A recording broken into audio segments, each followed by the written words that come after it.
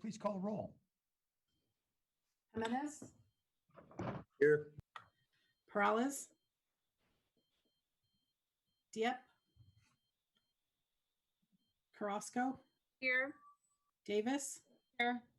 Esparza, Here. Arenas, Here. Foley, Here. Camus, Here. Jones, Here. Ricardo. He's running back in right now. Okay, going back to Perales, Here. Dieppe. Thank you. I see one Dieppe's name, but he didn't say here. Okay. Thank you very much, Tony. All right, we'll then resume our interviews of Planning Commission applicants. I see that WeTran is, actually several folks are in. Yeah, I need to, Hui Tran needs to sign off. He's not scheduled yet. Cassandra Langer is the next one. Okay. It could be that Hui Tran's checking his link. Oh, okay. He need, Hui, if you hear me, you need to sign off. He just disappeared. Looks like he just moved. So, Great. but Cassandra is your next one and followed by Mariel. Great. Cassandra, thank you for joining us. You should probably take your device off mute. Cassandra, are you there?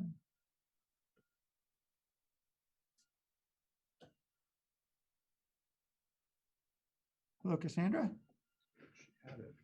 Oh, I think the device is still on mute if you're trying to talk right now. We're not able to hear you yet. You want to, you could unmute your device. Can you hear me now? We can hear you now. Perfect. Okay.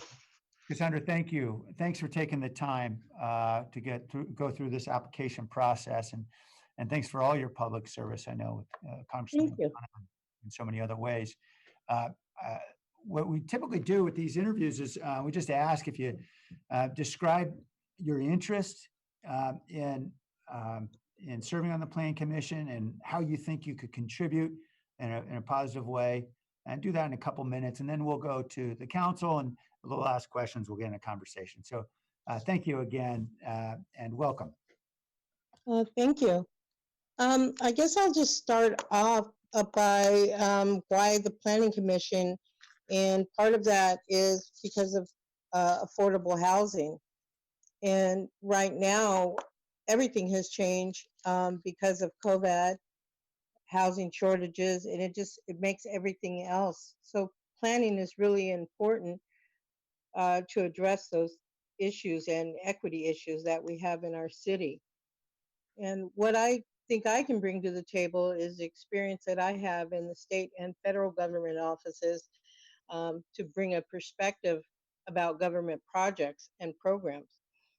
I'm also a longtime resident. I grew up here, so I bought my first home here. I moved back here to take care of my parents, but I can't afford to live here if it weren't for living with them without rent. So, and I also have the benefit of being a property owner myself and landlord, not in this area though, in Southern California.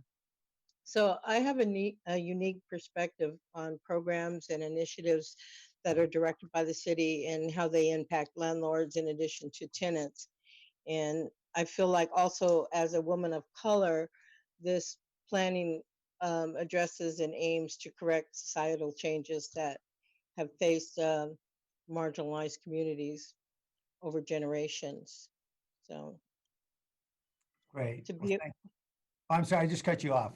Oh, that's okay. I was just going to say, to be a part of this process and to have an open mind with an appreciation of social justice at the forefront is my list of values, and I feel it makes me a strong candidate for the commission.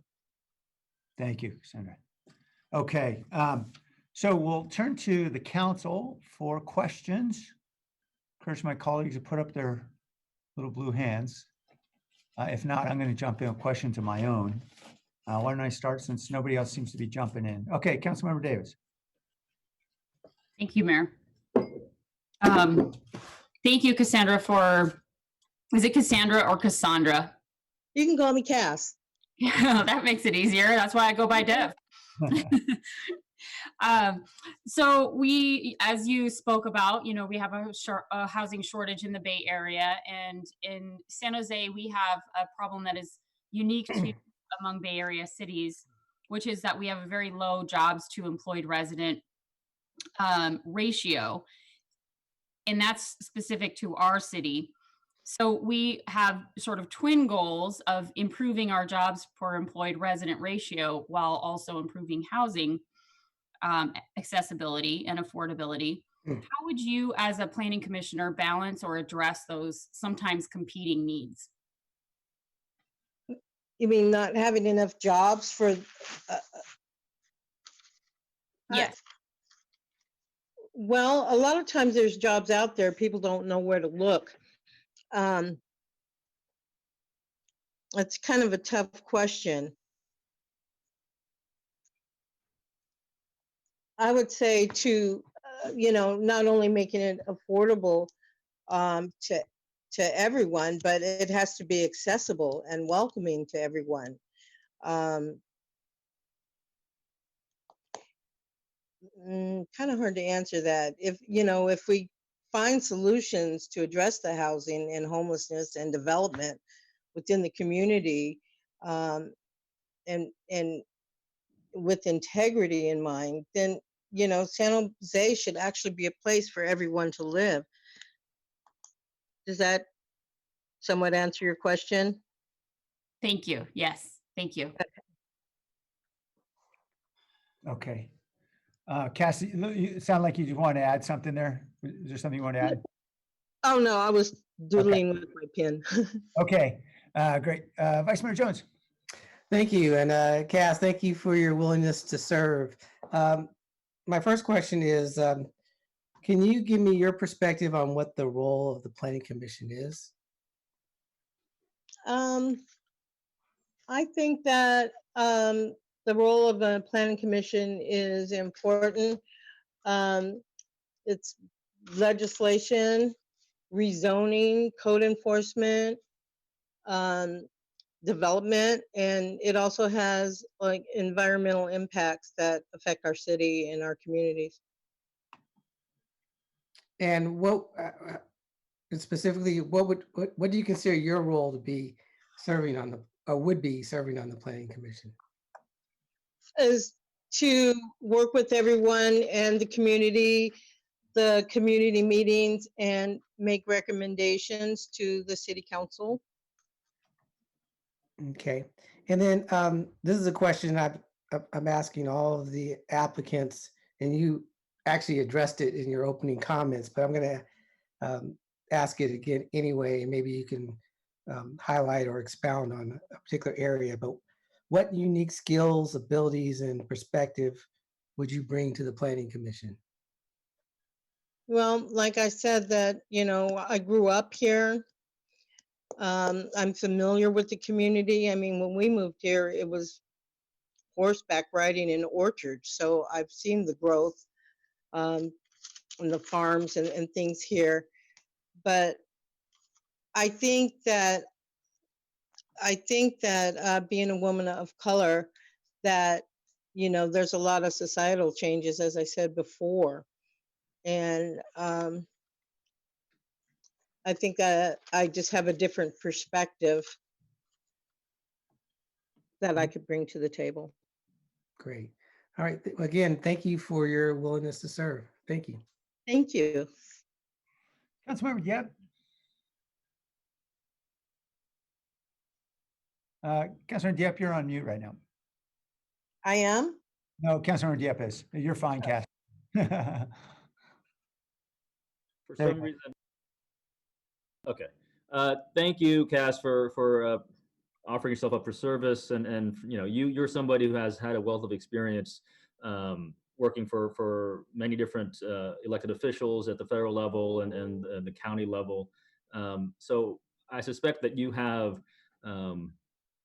things to say about the city of San Jose and our local government. Could you share your perspective on what you hope to achieve as a planning commissioner, like your critique of what needs to be changed or what the city's doing well?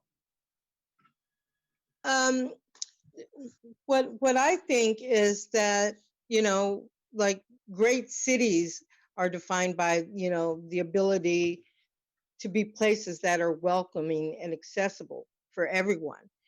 And San Jose could be a real leader in this valley and have other cities, set the standard for other cities as well that are facing some of the same problems. Right now, to me, I rarely get out, but when I do, I mean, the homeless situation is really bad here, and we need to do more about that. Get people working in affordable housing. Sure. And how do you see the Planning Commission's role in helping the city move some of that forward? Well, you have to talk to the community because there's a lot of things that you don't see going on unless it's brought to your attention by your neighbors that live in the community. So you have to go to the community and you have to actually get outside and see what's going on. Take pictures. Sure. Have you had a chance to look at the general plan? I haven't, no. I did look at some of the meeting notes, but I haven't looked at the general plan yet. Okay. All right. Well, thanks, Cass. I appreciate your interest. Thank you. Councilmember Foley? I'm sorry? Thank you. Hi. Hi, Cass. This is Councilmember Foley, representing District 9. Question for you, just a follow-up question for you on a statement that you made regarding that one of the roles of a member of the Planning Commission was to work with the community. Could you expand on that a little bit? What do you mean by the role of the Planning Commissioner is to work with the community? Well, one thing that I have always done, even before it was my job, I always go to the neighborhood meetings. I've been going for several years just so that I know what's going on in the community. So, I mean, that's something that I just do. And hearing from the community lets me know what's going on. I get more information from people in the community sometimes. So are you considering that in your role as Planning Commissioner that when there's a project that comes before you, you would go to those community meetings wherever they are in the city? I'm just trying to understand what role you would have in crafting something that comes before you. Bringing information back to the Planning Commission that I've learned from community members. I go to the meetings that are in my district. I always have. Okay. Does Thank that you. make sense? Yeah, thank you. Cass, I want to say thank you again for all the community service that you've been serving our city as a neighborhood commissioner and so many other levels of government, certainly with Congressman Khanna and so many other ways. So thank you for all you've done. I want to go back to a question about the general plan. Councilor Diep raised this issue, and undoubtedly there are going to be situations where the general plan will say that the land use for this particular site should be X, and somebody will apply and the applicant will say it should be Z, and you'll be thinking about it and your own personal views and maybe informed by your extensive experience in communities. I really think, it really ought to be Z, regardless of what the general plan says. How do you resolve that conflict between your feelings and what the general plan dictates? My personal feelings, I try and not let my personal feelings be known. Sometimes it's really hard being stuck in the middle, I guess you could say, which I'm experiencing now. But just as I support my member now, I would support the overall plan and try and explain to people why it's good for the community. Okay. But yes, so I've been stuck between a rock and a hard place on several occasions, and I have to stand for, the member or whoever I am backing. It's hard, it's tough, but it's just something I've had to do. Okay. And Cass, I was going to ask you a question I ask all applicants about, what's the key problem in the city that you want to try to address on the Plan Commission, but I think you've spoken pretty clearly about that already. It's about affordability and access. Is that right? Mm-hmm. Okay. Well, thank you. Thanks for answering Thank the you. questions. Any other questions from the council? Yeah, typically, how long is this position and, Oh, I'm sorry. I was actually asking my council members. Oh. We can fill you in on lots of details about all that stuff offline. okay, Yeah, Tony, perhaps your team could provide her with all that information. That'd be great. Okay. Well then, thank you, Cass, for taking the time and for your continued service. Tony, Hold on. there you are. Hi, this is Tony. I'm asking Mariel to sign on now. Thank you. I just wanted to say that we also have interpretation available. It's our first time using it. So we have Spanish interpreters available. So anybody watching through Zoom should be able to check the interpretation button at the bottom. And then they will be able to select a secondary audio channel for Spanish language interpretation. Okay, great. Thank you. And those are wonderful. And so Mariel should be signing on shortly, followed by Peter. Great.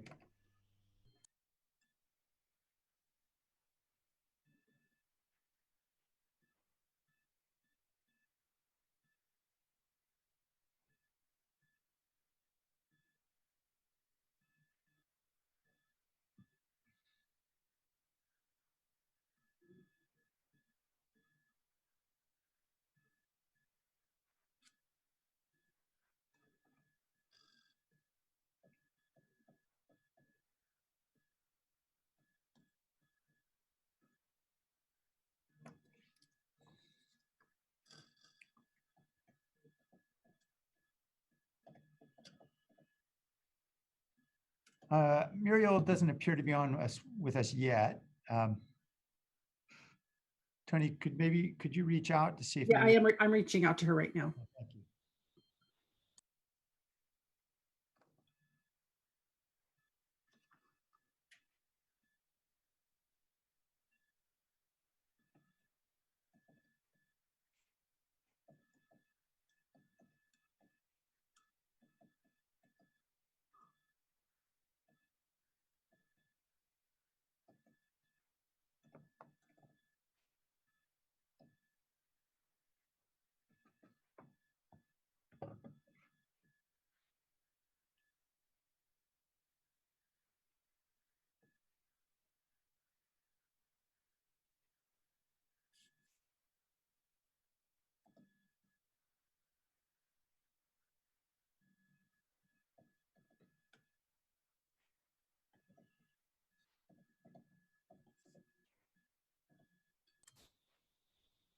Okay, I'm going to contact the next interviewee right now as well, in case Mariel did give me an acknowledgement about 20 minutes ago that she was watching. She may have stepped out for a second, but I'm going to go ahead and text Peter Sure.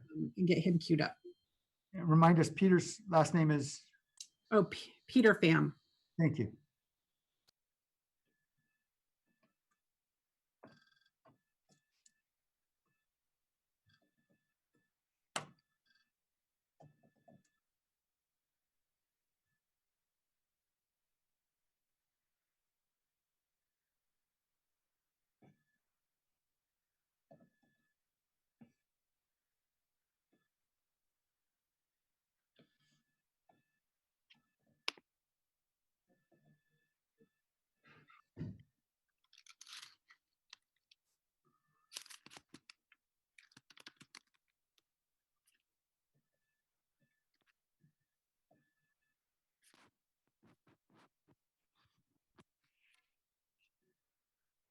Hi, Mariel. Welcome. Thank you. Good afternoon. Good afternoon. Good to have you. Tony, I don't think you need to reach out to Peter at this point. Yes. Okay, good. Okay, good to have you. And I think congratulations are in order. I think you've been appointed chair. Is that right? Yes, I have. Thank you very much. Well, thank you for your service for 4 years. Oh, no, it hasn't been. Do you have a shortened term? Is that right? Yes, it's only been since October of Yeah, 2019. that's right. Okay. Well, thank you for your service since then. All you do in the county. if you could just tell us a little bit about why you'd like to continue to serve and what you can continue to bring to the commission. And we'll jump in with questions. Thanks. Sounds great.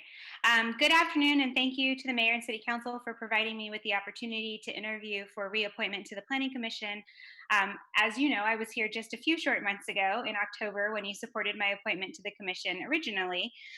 Thank you for your faith in my abilities to serve on this important body. Last week, I was elected to serve as chair of the Planning Commission, and I'm also a representative from the Planning Commission to the Envision 2040 Task Force. In my short tenure on the Commission, I've upheld my commitment to bring a unique voice and perspective to the Commission's discussions and recommendations. I've done this by advocating for affordable housing, good transit, bikeability, and equity. I'm a lifelong resident of East San Jose. I was born and raised near Story and White Road, and my life experiences and understanding of the East Side community where I grew up enable me to articulate not only the challenges that individuals and families face, but also the resiliency that is part of the fabric of our community.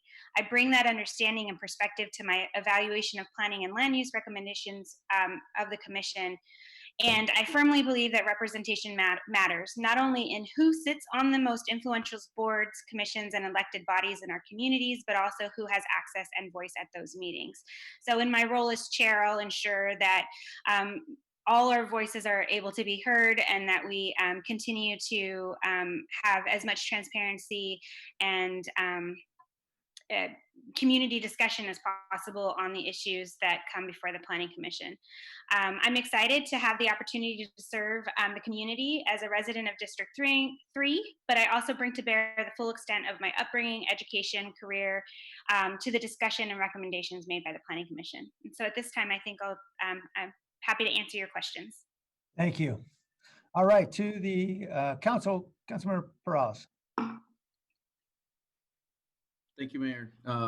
And thank you very much, Mariel. I was impressed to see that you had made it now to be the chairwoman so quickly. I think that it was our interest to try and give you a full term last October, but certainly you recognized what those challenges were at the time. And I think that it's a testament to, yourself and your ability to serve on this commission. Extremely proud to have you representing the District 3 area. Just wanted to be able to see if you could speak to that in regards to the, now being elected as the chair, and certainly you're now vying to be reappointed at the same time. What do you think? Was really the decision factor, or the main factors for your colleagues on the commission lending support to someone like yourself? And what is your hope for being the chair, as you just described, right? I think some of that for the next year.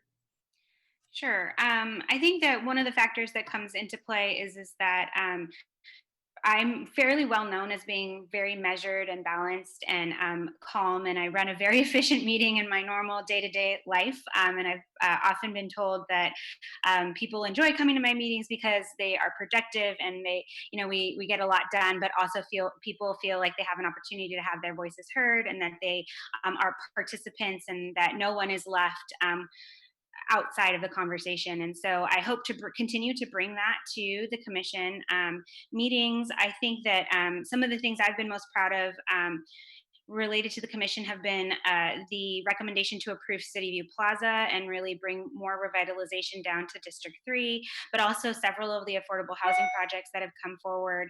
So I think that as chair, our role is to ensure that applicants and community have the opportunity to be heard, but also that we're moving the work forward, right? And that that decisions are being made as quickly as they can be made, and that recommendations are moving forward to the City Council. Thank you very much, and I think you were deserving of a full term when we last appointed you, and I think your colleagues on the commission have now really done the hard work for us to ensure that you get reappointed. So I think you should be a very easy vote for my colleagues. I know you will be for me, and you represented our district proudly. Thank you. Thank you. Councilmember Foley. Great, thank you, and congratulations on your selection as chairwoman of the Planning Commission. But since you're on the Planning Commission, I get to ask you a question about a vote you recently made, and I'd like to hear your thought process in relation to that. Last week, a proposal came in my district, actually, District 9, as it related to a car wash. You were the only dissenting vote. Can you tell me why you dissented? Why you voted no on that project? What are your thought process in relation to that? Sure. I voted against that project because I was genuinely concerned about several of the safety issues that were brought up by the community and the residents, the location being very close to a school, the turning lanes, the traffic that's already in existence there, you know, the noise and the pollution. And while I understand that the city council has um, the final say on that project, I just felt that after hearing the entirety of both sides, both the applicant who, you know, definitely had a case for why we should approve this from the perspective of he had tried several years ago, but at the time the city council made a decision not to move that project forward. He came back, and I thought he did do due diligence to make the improvements that the city council was looking for at the time, but still there were just such safety concerns for me that I just couldn't in good conscience approve that that proposal. Okay, thank you. Other questions? I'll just jump in then. Mariel, with your extensive experience in government and community, undoubtedly you have very clear ideas and opinions, obviously, about lots of development issues. When a project's coming forward and a general plan says, hey, the land use should be X, and the applicant says, no, it should be Y, and you think about it and you think, well, the applicant is probably right on this one. I disagree with the general plan. How do you reconcile your individual views with the general plan? I mean, how do you deal with that conflict when you're making your decisions? Sure. Well, I think, you know, my role in government has actually prepared me really well for these things because, you know, you make as a staff person, as a policymaker, often you're making recommendations to decision making bodies, right? And you may not always agree with the general direction, but it's your job to implement that direction and that decision. And so I think that for me, that's very easy is that the general plan is a guide, and it's the rules by which we follow and developments are done. And I don't think that it's my role to say if staff does not also agree that this would be a good change in zoning or something, then I don't think it's our role to sort of to do that. I think that, you know, the general plan was a body that is created by many people, and ultimately voted upon by the city council. But I think that the opportunity to make those kinds of decisions are during the amendment process, right? And so that sets the plan for us. And I think that there are occasionally exigent circumstances that require us to make changes that we wouldn't normally make, but I think those are few and far between. Thanks, Mariel. I agree with Councilmember Perales. I think it would be great. Thank you for continuing to serve, or willingness to continue to serve. Any other questions before we move on? Okay. All right. Well, thank you again, Mariel. Thank you. Have a great day.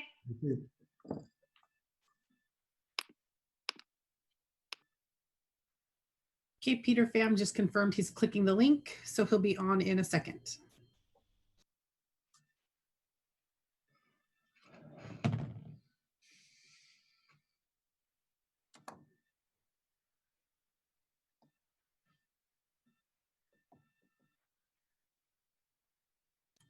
And he just signed on. Welcome, Peter. Good afternoon, Mayor.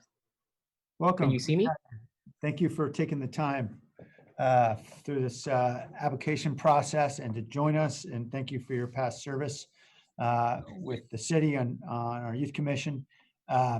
What we usually do this is we'd like to give you a couple minutes just to talk about why you'd like to join the planning commission, what you think you can bring. terms of different perspective or experience. And then we'll just jump into a conversation with questions from the council. Is that all right? Sounds good. Great. So I'm Peter. I've come from District 7. I'm a 21-year-old college student that's transferring from community college to UC Berkeley in the fall. And I was born and raised in San Jose my entire life. I'm the son of Vietnamese immigrants who came to San Jose in the late 80s and early 90s. And so when my parents first came over, the Vietnamese community was still being the process of being built. There was not a strong sense of community and presence of Vietnamese people in San Jose, but San Jose being a very welcoming community and developing and building all these new buildings, it gave my parents the opportunity to start a small business selling Vietnamese pork rolls to the community and buy a house. As a result of that, I've been able to have a lot of different academic opportunities to really engage in that intergenerational mobility. So throughout my life as a full-time student, I've worked part-time because we're low income and doing extracurriculars development careers. There was always a part of me that wanted to give back because my family would not be where we are today without the city of San Jose and the different community members who supported us. And so that has led me to volunteer through Somos Mayfair to engage and work with the Latino community in San Jose. That's led me to be a Vietnamese interpreter at Valiant Medical to make sure that our families are getting the help they need, and engaging in climate work after the 2018 campfires and 2019 PG&E power outages, because I want to help my city become more resilient to future environmental disasters. But I think somewhere along the process, I started to learn, and I fear that whatever my parents had and their ability to set up root in San Jose and build their life is no longer possible for my generation. For example, my cousin who went to college in Cal Poly and came back, she got her master's in accounting and a CPA, but she still is unable to afford rent, and she has to live with her parents and share share with another roommate family. So I'm very concerned about the future of San Jose for my generation, because the bulk of the policies that we create now will affect the youngest for 60 or more years. And so I really want to be a part of this planning commission to bring on those perspectives of what's it like to be a young person here, so that we build a San Jose that has a robust economy and is affordable, but also environmentally resilient. And as a public health student now, dealing with COVID, we make a much more healthier San Jose and more equitable, so that not only does the San Jose we build now, it works for families now, but it also works for all the future families that will hopefully get to be built here and get to call home. Thank you, Peter. All right, we'll go to questions now from some of my colleagues. Councilmember Foley? Great, thank you. And Peter, thank you for applying for this position. Congratulations on getting accepted to Berkeley, but I have a question for you about time commitment as it relates to the Planning Commission and your career in pursuing your degree. Have you attended the Planning Commission meetings, or have you watched them now? Are you aware of what kind of time commitment is involved there? Yes, I have. So time commitment is something I'm very familiar with, because as a low-income and first-generation student, I'm constantly balancing work, family, and school. I think now that I'm transferring, there's the aspect of work and extracurriculars that are going to be reduced, and I really want to use that time to give back to the city and the place that I've called home my entire life. I'm thinking a little bit more in the distance in commuting. Currently, the meetings are being conducted virtually, but I suspect that if you get appointed to the Planning Commission, it's a 4-year appointment, and that over time within that 4 years, or within actually the next year, hopefully, we'll be meeting in person. So how will you remedy the commute time between Berkeley and San Jose and making sure you make those meetings? Yeah, so one of the great things about being in San Jose is that we just opened the new BART station up in North San Jose, and so I am just within one hour BART ride to get back to the city. And I plan on going, because I live in San Jose, I plan on coming back at least once a week, and so that enables me to make the meeting times every month. Okay, great, thank you. That was my only round of questions. Thank you. Thank you. Vice Mayor Jones? Thank you, Mayor. And Peter, thank you for your willingness to serve. And I also want to throw in, go Bears. Um, first question is, can you give me your perspective on what the role of the Planning Commission is? Sure. So I think there's really three commitments that the planning commissioner has. The first is to the general plan, the second is to the council, and the third is to the city and its residents. And so what I mean by the first part is that our job in the commission is to make sure that we uphold the integrity of the general plan, and that every decision that is made with alignment and consideration to what the general plan has outlined and what it envisions for the city. But sometimes being a 500-page document, all the priorities and details may not always be ironed out. And so that's where I think the second two parts come into play. The first being is that it's a commitment to the council. And so as a body, we are trying to recommend to the council the best possible decisions and policy proposals that would have the broadest support and of community input. I hope that if I were appointed, that I would be able to meet with each council members, if you have time, individually, to kind of see what you kind of envision for your own personal district, so that I have these notes. And so as a commissioner, when something doesn't line up in the general plan, or there's some situation that I'm not sure about, I can look back into these notes as well as past cases to kind of inform what decisions I'll make. But I think the third commitment overall that we have as commissioners is to the residents in the city of San Jose, because ultimately the city that we're building is for Team San Jose. We're a team of 1 million, and every decision we make is for their benefit and to support them. And so being able to represent their needs, their experiences, to inform all of our decisions, so that the city we build is something that works for everyone. Great. And you touched on this a little bit in your introduction, but what unique skills, abilities, or perspective would you bring to the Planning Commission? I think there's really 4 unique perspectives I bring into the Planning Commission. So the first is being a young person and a student. The second is being an Asian American and son of immigrants.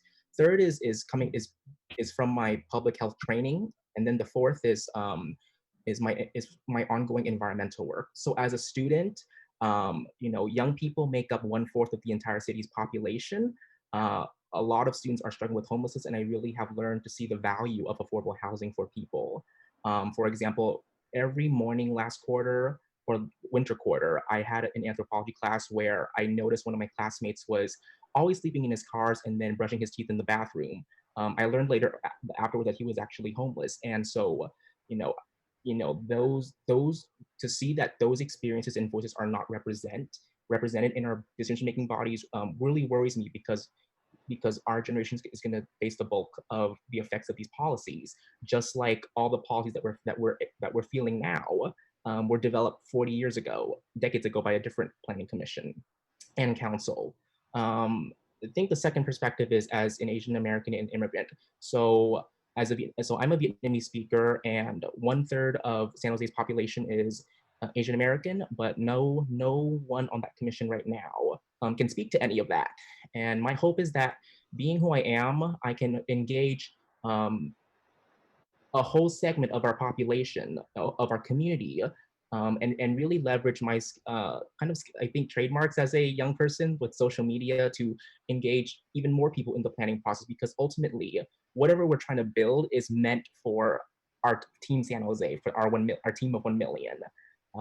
And so with my appointment, I hope to bring those 2 communities and groups into the process. And when we're making these decisions, I think the third perspective that I'm bringing is public health. So I think I'm the only one who's still undergoing training in public health. And so every decision that we make regarding land use, in addition to understanding the context of how it's going to benefit our local economy and housing situation, I can also kind of see what it looks like for in the context of our community health. So for example, in District 3, Councilmember Perales, there's a high rate of teenage obesity. And that's in large part due to the way that we built our city. The way we built our city is to really focus on separating commercial settings from housing. And we're realizing that those are not promoting health in our communities. And that's something that the general plan acknowledges, and I really want to help expand upon that.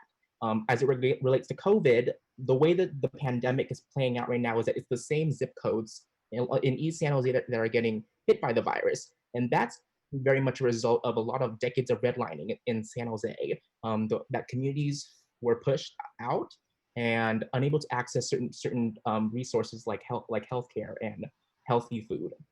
And so I think that's kind of helped me bridge into the fourth perspective that I would bring, is that in response to the campfires and the power outages, I really worked a lot in environmental work to make sure that whatever city we're building, it's going to be environmentally resilient and sustainable for the future, so that we never have to deal with another disaster like PG&E's power outages or the campfire where smoke covered the entire city. And so when I'm looking at any piece of land, I have a strong biology training, and so I'm able to better recognize that in the context of the surrounding environment, what value does this land have? Because no two pieces of lands are the same. For example, a piece of land in District 6 for Diridon Station would be really valuable for high density housing and mixed use. But that would not look the same for a piece of land, say in North Coyote Valley in District 2, where industrial jobs and agriculture might be more appropriate for that area. And so all of that combined with my previous work in transit, ongoing work in improving transit in our county, understanding that how we build our city with the and that more people could put down roots. So affordable housing, that's huge. I want people to be able to have a good quality of life and not spend 50% of their income on their housing. That's really, really hard, or to have to work a whole bunch of jobs to survive. So by having more housing, it should become more affordable, but this is a very desirable place. So there will be people who have to move somewhere else to find that level of affordability. But I would like to share this place with more people because it is amazing. Thank you. You're welcome. All right. Any other questions? Thank you. It's been a pleasure. We will be interviewing a few more candidates, and then we should be able to make a decision this afternoon. I'll let you know right away. All right. Sounds good. Thank you, all of you. Take care. This is Tony. Hui Tran is next. I just texted him to sign on, so he should be on momentarily.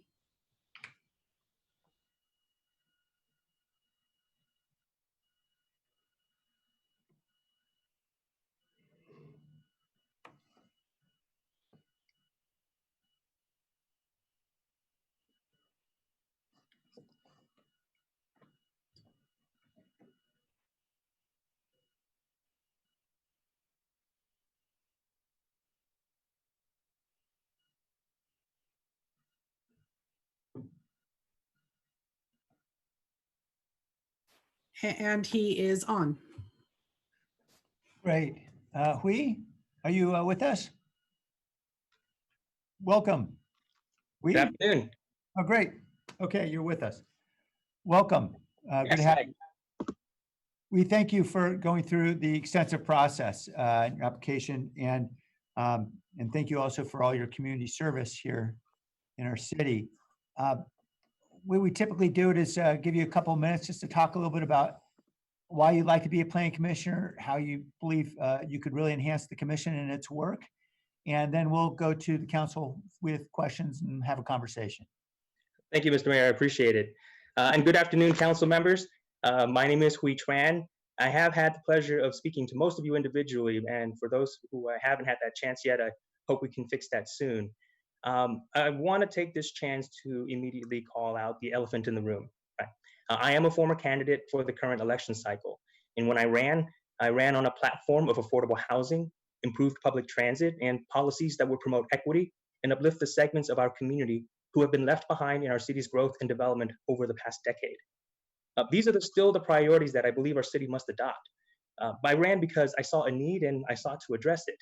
However, I'm hoping to share more today about myself, more than just what you may have heard about me on the campaign trail, and show my commitment to service to you all.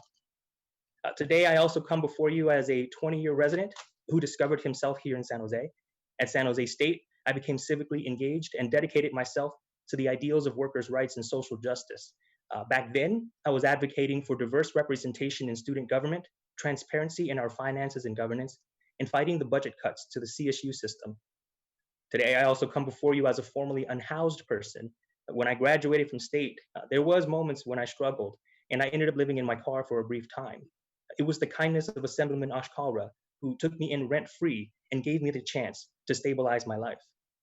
I'm also coming before you today as a person who's active within the Vietnamese community here in San Jose, through our youth organizations, and currently with the Vietnamese American Roundtable.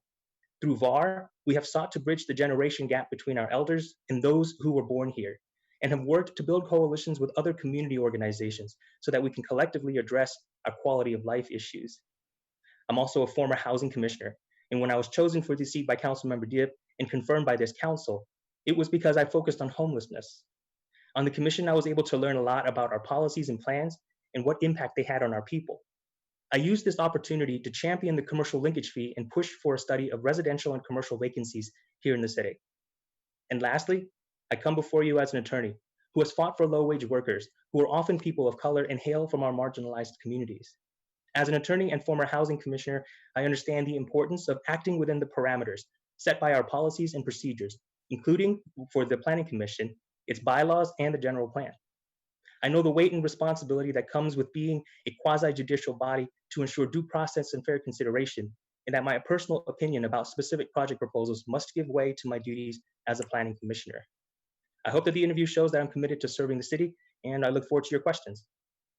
Great, thank you. Okay, we'll go to the council. Vice Mayor Jones.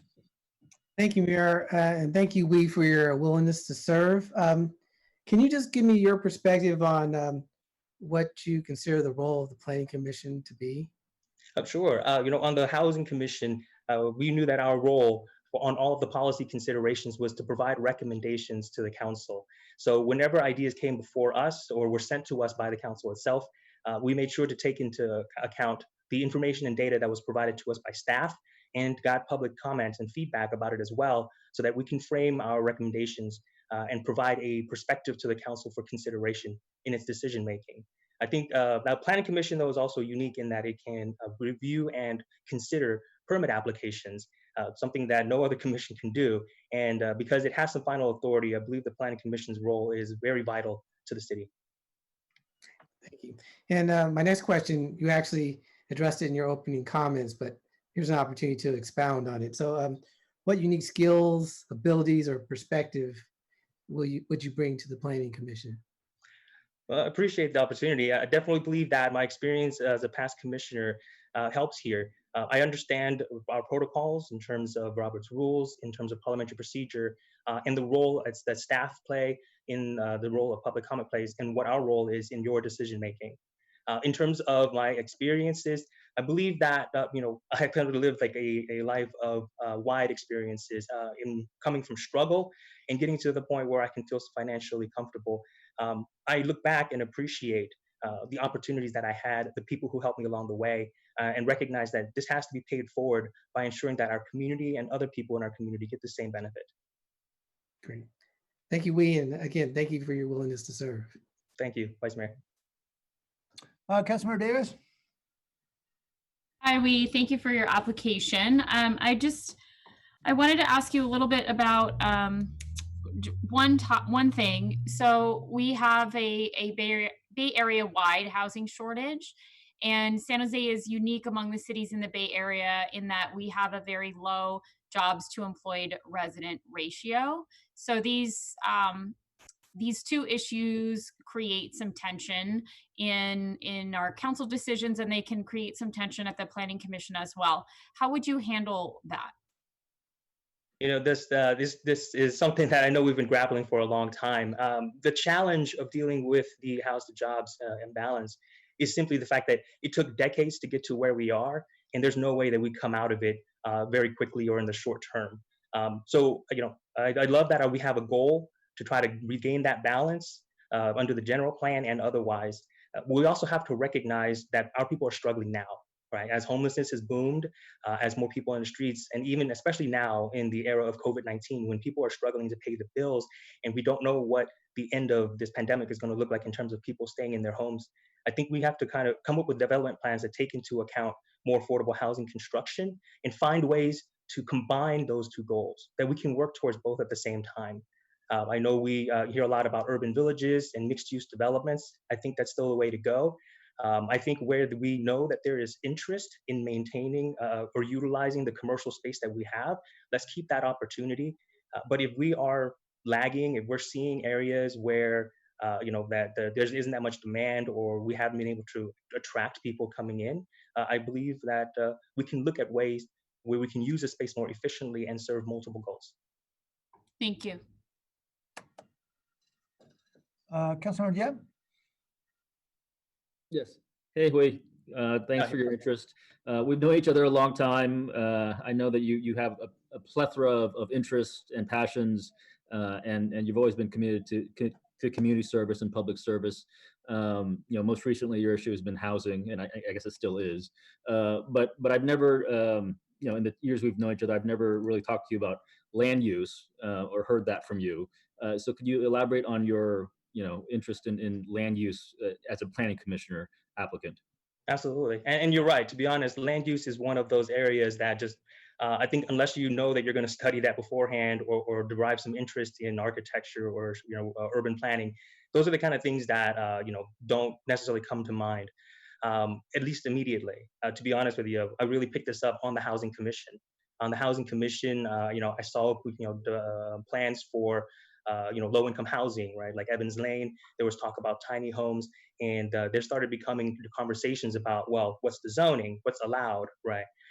With this conversation expanded when the Housing Commission started looking at the strategies around moderate housing, moderate income housing, and we started looking at ways where, do we need to review the inclusionary housing policies? Do we need to look at the kind of requirements that are put on developments that restrict the ability of projects to be built? So it happened on the Housing Commission. I kind of developed like my own perspective based on the data that was provided to us, and from there, that was where I saw how much of an impact land use is, especially when we look at how historically we can address issues about of how we address the historical impacts of redlining, of poor investments in certain areas of this city, where greater investments have moved in others, and how we can address that moving forward. Okay. One of the issues that I know that we've argued about, either directly or indirectly, are things like, let's say, the city's policy on the Ellis Act, and we don't have to get into that, but you've always been someone who stands up for what you believe in, and then you want to shape the community for the better. On the commission, do you feel that if a project came before you, you touched on this earlier about your personal perspectives and whatnot, but the project comes up and under the general plan or under the rules that exist, this is what is allowed in terms of development, but you think there should be more, there could be more. Would you use the commission to negotiate or withhold support or something to somehow get what you feel is the optimal outcome for that particular parcel or that development? Well, I could tell you that on the Housing Commission, anytime an issue came before us and fit within the work plan that was presented to us by staff and that we helped craft, we followed that schedule. On the Housing Commission, I've never been one to hold up any kind of project because we thought that would be advantageous.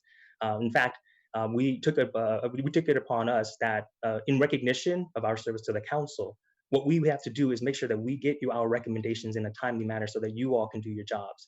I certainly don't believe that we should be using our procedures and protocols as a weapon to attack specific projects. I think we can make our opinions known within the proper channels, but at the same time, where there's our responsibility and where it's required of us by law, we have to operate within that.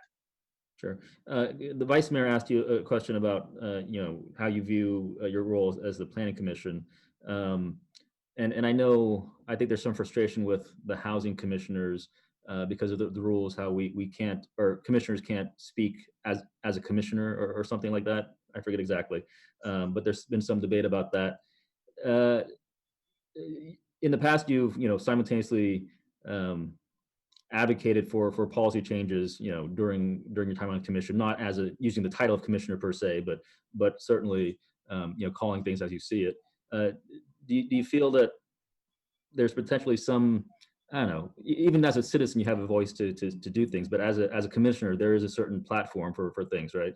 So how would you balance that, what you're saying, not using the commissionership to advocate per se, but also balancing your own right as a citizen to, say what you believe? Well, there was that issue on the Housing Commission kind of came up in two contexts, right? One in particular was related to the mobile homes, and the issue there was that the mobile home resident representative was felt prohibited by the rules to go out and gather the input and feedback of mobile home residents, despite that actually being her job.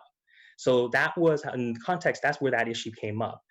For other commissioners, I believe that our issue was merely just trying to make sure that we understood the rules and that we followed the rules as they were set. So in terms of my own advocacy, when we were told that the way we can do it was to make clear that we were speaking out from an individual perspective rather than a role of a commissioner, then it was fine. And we also had to make sure that whatever communications we had did not, contravene or interfere with the work that we were charged with doing. So in the times that I did advocate, it was merely to make an opinion known, and it was to make draw very clear lines between my role as a commissioner and my involvement as a private citizen. I believe that the line can still be drawn well in the same way. We do have our own platform in a sense in the Planning Commission to state opinions, but as I mentioned earlier, an opinion is one thing. If where our duty is to review a project and the project meets the requirements of the general plan, and it has gone through all of the required processes, the EIR, community feedback, even if I myself am not comfortable with it, I believe I would actually vote in favor of that project because they've done what they're supposed to do. Could you refresh my memory? I don't remember if it was formally through the commission or just kind of you guys getting together, but I think you and Alex Shore once tried to float a proposal to the council about, was it taxing vacant homes? Yes. Yeah. Actually, that was actually the issue, or one of the issues that I referenced in my introductory statement. Alex Shore and I worked together because one of the issues that we identified as contributing to the housing crisis was the rate of vacancies that were happening in San Jose. My focus originally was on residential vacancies, but he wanted to expand it to commercial because he saw that this is an issue on both ends. So in that sense, what we did was we did some research, we put together some data, and we put forward a recommendation. As commissioners? Yes, we did. Okay, all right, sure. No, that's it for me. Thank you for your interest. Thank you, council member. I know you're familiar, having been on commission for some time, that there are rules and so forth that commissioners are asked to apply to a set of facts. And obviously, as a plan commissioner, you have a general plan, and you've had a lot of experience, I know, in the community and in government to understand, to really formulate some clear ideas about what you'd like to see happen in terms of development and so forth. So when you have a situation where the general plan says that, say, land use should be X, and applicant comes in and says, no, it should be Y, and you think about it and think, well, you know what, I really think the general plan's wrong here. How do you reconcile the conflict you have between your thoughts, your views, and what the general plan says in your decision making? Well, I mean, to be blunt about that, I don't think I've ever took a moment and said that the general plan was wrong. Just to be blunt, I mean, I believe that the goals and the objectives of the general plan are absolutely laudable, right? We do want to balance our jobs with housing. We definitely want to identify areas where we can preserve employment lands. We definitely want to do urban villages and build up along transit corridors. I believe the goals are laudable. Along the way, there are considerations, or over the passage of time, there may be new considerations that we have to take into account. And I believe that, or part of the role of commissioner in the public comment process, in the community feedback process, that's part of what we do, right? I mean, the general plan is a couple decades old, and we are still working towards those goals. But we can still also maintain some flexibility to ensure that we're addressing the problems that come up along the way. But I think also reference this in the beginning, and I'm going to make an attorney reference here. I hope to make this palatable. But one of the first cases I learned in law school was the Youngstown case. It was the World War II case that talked about what powers of the president were in context with what Congress, with what the parameters Congress set out were. And under Youngstown, the court made it clear that when Congress made clear what the parameters of the job were, the president could not contravene that.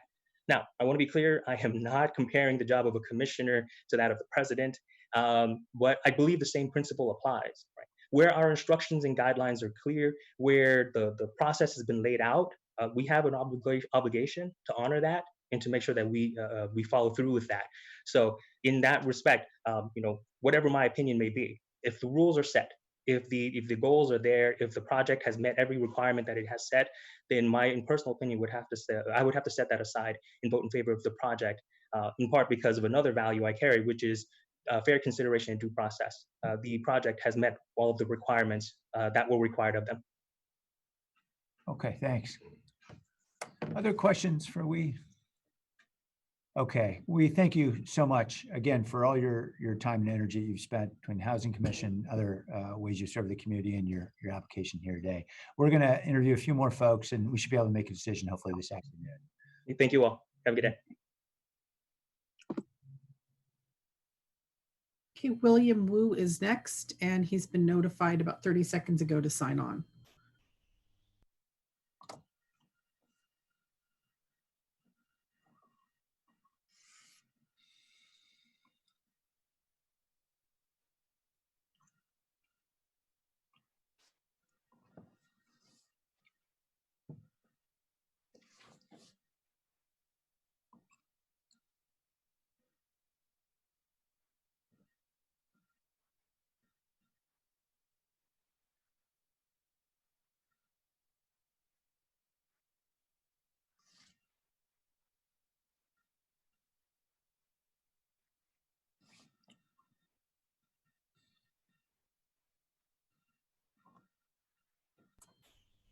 Okay, William Wu has signed on. Actually, he just disappeared. No, he's there. I'm here. Hi, everyone. Hi, William. Welcome. Randomly reorders. Thank you. Glad to be here. He's there. And then Thank you. If everyone can mic, there you go. Great. Hey, good to have you, and thanks for your patience. We know it's been a long process, and appreciate your effort and diligence through this all. Thank you, Mayor. We typically like to ask folks just to spend a couple minutes telling us about why they'd like to become planning commissioners, what they believe they could contribute, and how they could help the planning commissioner do its job better. And then we'll open it up for a conversation with the council. Is that right? Surely. William, why don't you start off and tell us a little bit about why you'd like to be a planning commissioner and how you think you could contribute? Sure. It's a big job. There's so much going on in the city of San Jose right now. Black Lives Matter is top on the list with COVID-19, homelessness. There are a lot of construction going on with new company coming to the city. Silicon Valley is expanding. A lot of things happening that are involved with the city, and the council member have a lot to think about how we can help the city grow. So with my involvement, I believe I've been here for quite a while and seen the city grow, and I'd like to be part of that process. I can help because I know what's going on in my community. I moved here back in 1979 from Berkeley, and I've been working in the Silicon Valley. So I've been in the private sector, working in high tech. So I understand what's going on with high tech and the feasibility of bringing people in, skilled people into the neighborhood. And I've seen how the community have grown and how the diversity of people of all different races here in the Bay Area, and particularly here in the San Jose, Silicon Valley. And I'm also very familiar with the community, with local churches, and also having done some exploring work with construction, working with the city and also working with the county planning department for new construction. I also worked after I was laid off in the Silicon Valley in the high tech, I also worked in the public sector. I was working for the sheriff as part of the correctional officers. So I know both the private sector and the public sector and how that works. So I'm hoping to be able to join this council, to be part of that and contribute for the future of San Jose. Thank you, William. All right, we'll go to the council with some questions.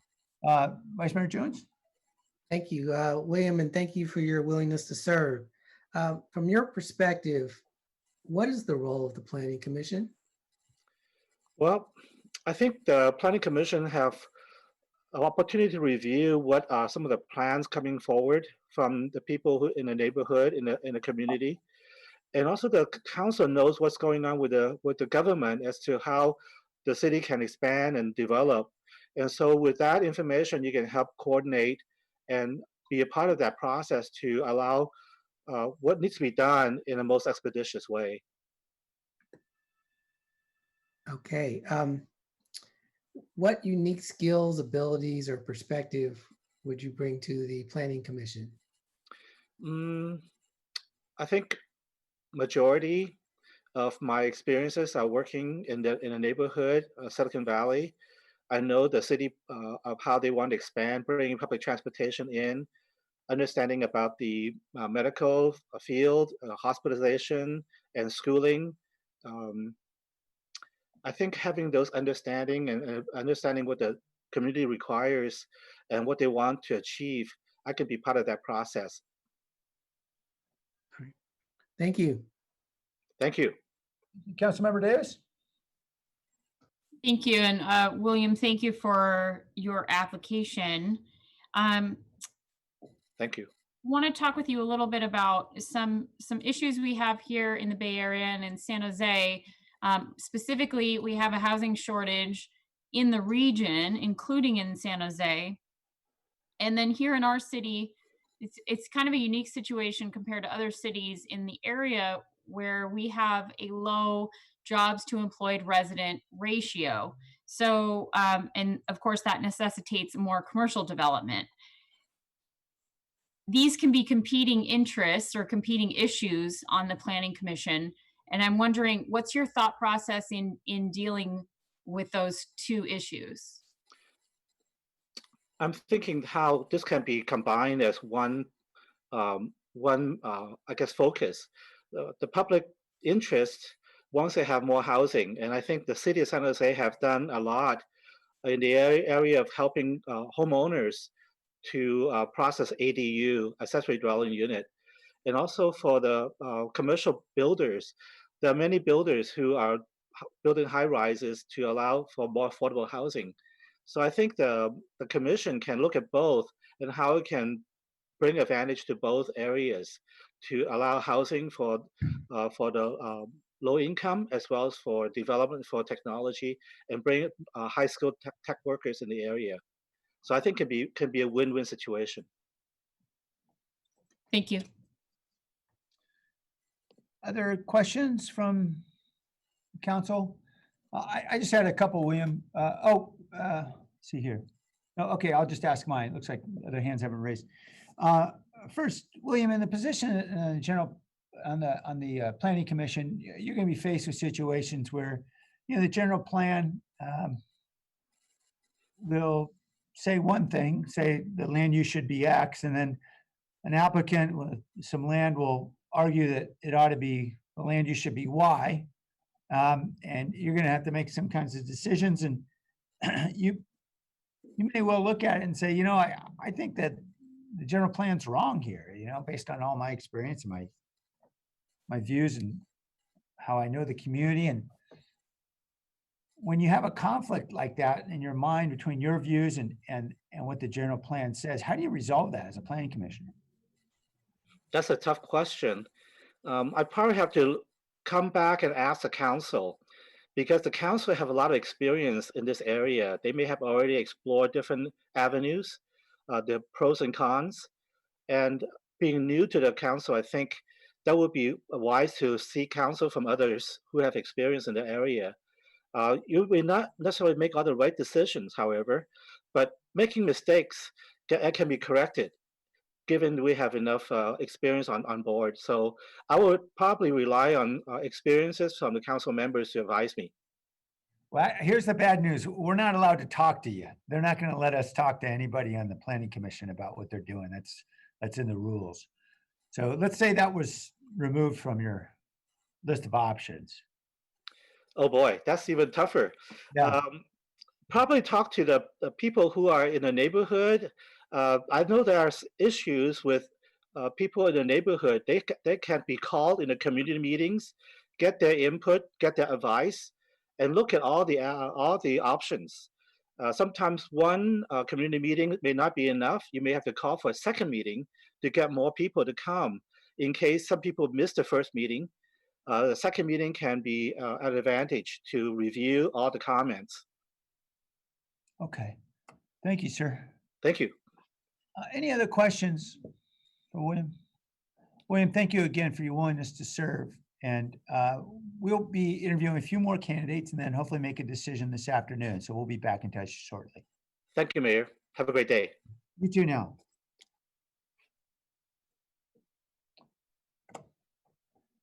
Okay, John Sala is next. I've texted him to sign in, so he should be showing up shortly. There he is. Hey, John. Hey, John. Hello. Hey, welcome. We can sort of, you're a bit muffled right now, John. Is there anything you can do to the... Hold on. Is that a little better right there? I got a microphone that's maybe about 10 years old. Understood. You got to stand on one leg and... Yeah, so I apologize for that. You're hearing me okay now? Yeah, we can hear you fine now, John. Thank you. Okay, thanks. John, thanks again for your interest and your willingness to serve and go through this application process, and as well as for your past service as airport commissioner and so many other ways in the community. Was hoping for a couple of minutes you could tell us a little bit about why you'd like to serve as a planning commissioner, what you think you could bring to that commission, and then we'll jump into a conversation with the council. Thanks.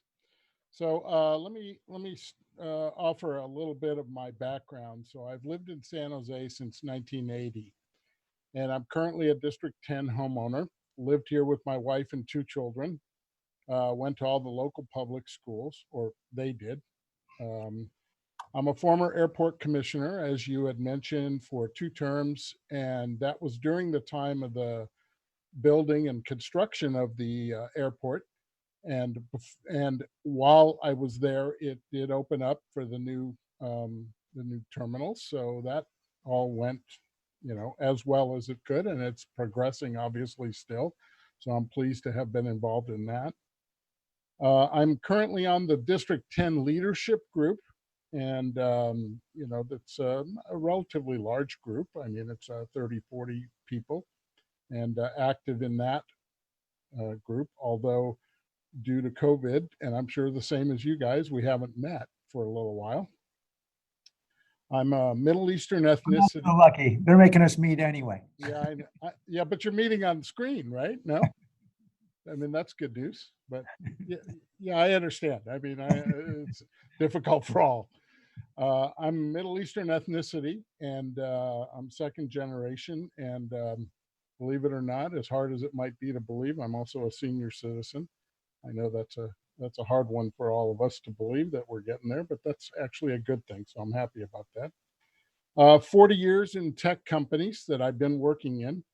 I've also highlighted in that I've worked with facilities and commercial real estate in some of the larger companies like Hewlett Packard, Xilinx, and those are 2 San Jose companies. I'm currently working as a part-time consultant due to inactivity of lots of things going on out there, but doing the best we can.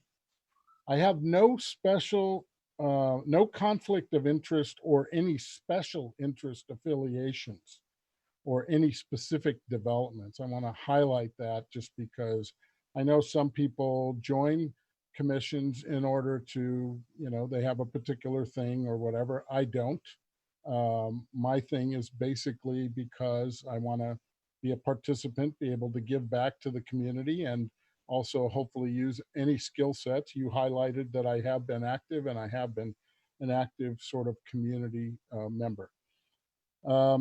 I believe that my goal would be to be on the commission would be about the land use and the general plan usage and the service to the city residents, as I kind of, and really to me, it's about jobs and density. So when I say that, it's jobs being, I think, one of the most important factors for the city, because obviously not just from a revenue standpoint, but also from a, people want to have more growth and other things. I believe the airport is also a facilitator to that. And in many cases, that's really key. I'm familiar with most of the areas since I've lived here so long. I'm familiar with many of the districts in the areas and driven through lots of the different sections. And I've attended some planning commissions over the years. So in summary, I believe my experience, my diversity, and my knowledge of the process of the city and its commissions, I believe I offer a lot to, could offer a lot to the position. So that is the reasons why I'm applying, and hopefully, and I know there are a lot of qualified people here. So there I am. Thanks, John. That's it. All right, we'll go to the council now for questions. Vice Mayor Jones? Thank you, John, for your willingness to serve. From your perspective, what is the role of the Planning Commission? So the role of the Planning Commission really is an advisory body to the City Council. It can grant permits, certain permits, actually, not all permits. It has a ability to do so. It has ability to recommend to the council for a lot of, whether it's projects or specific things. It can help recommend, adopt, or amend things in the general plan. It can be an appellate body on certain planning director decisions. And its guidance overall is really the general plan. That's the guidance to solve that. Great. And you touched on my next question in your opening comments, but it's an opportunity to expand or add additional comments. So what unique skills, abilities, or perspective would you bring to the Planning Commission? So I appreciate that question, because I think everybody, can offer specific, unique things. I think one of the things I bring to or many of the things, I bring a lot of business experience over 40 years. Yes, in the tech area, but I've touched on marketing, product development, procurement. So I've touched on a lot of different business areas over my career. And, that would provide, I think, some really positive attributes and understanding, not just what's the next step and what's the needs. Again, being on the Airport Commission, I feel like I have a very good understanding of the processes of commissions and what they do and what their roles and how far they can go, or, how far they can't go, if you will, because it is not I guess the Planning Commission is more so than the Airport Commission, but it's really not a decision-making body. It's really a recommending body in the respect of doing that. Although there are some things that the Planning Commission obviously is able to do. Again, I feel like I have a diverse Middle Eastern background, and I feel like that brings some things to the table as far as understanding the different cultures and different things all through, as we have a very huge mix in this city. It's not just one specific group, it's many groups. Also, I have a lot of background, as I mentioned, in the local community services. So I feel like that can also bring, including things, I was on the Water District Advisory Board. I've also, been involved in local schools and different things in the local school districts. So I feel like I do have a lot that I think are unique. Great. Thank you very much, John. You're welcome. Councilmember Davis? Thank you. And John, thank you for your application and willingness to go through this process. So you talked a little bit about jobs and density. I'd like to give you a chance to expound on that, because we in the Bay Area have a housing shortage, and in San Jose, as you mentioned, we have a dearth of jobs for our employed residents. How would you balance or address these competing issues on the Planning Commission? Well, I mean, so the guidance is already in the plan. So it's not like I can actually say, oh, let's have more houses or more jobs or sorry, more companies or whatever. There's already a plan and a structure and that's already in place. So I don't really think that a commissioner has the ability to let's change that. Let's bring more companies or whatever. However, having said that, I think that there are areas that are pointed out that, you know, oh, let's change this. I mean, I know Monterey Road is always a contested area. Let's change them to housing. Well, without a lot of that industrial, I mean, it's not only the jobs, but it's the services that a lot of those industries bring to the city. You can't have a whole city full of just, you know, whatever, houses and apartments. That wouldn't work, because then all of the services, all the jobs are going to be somewhere else.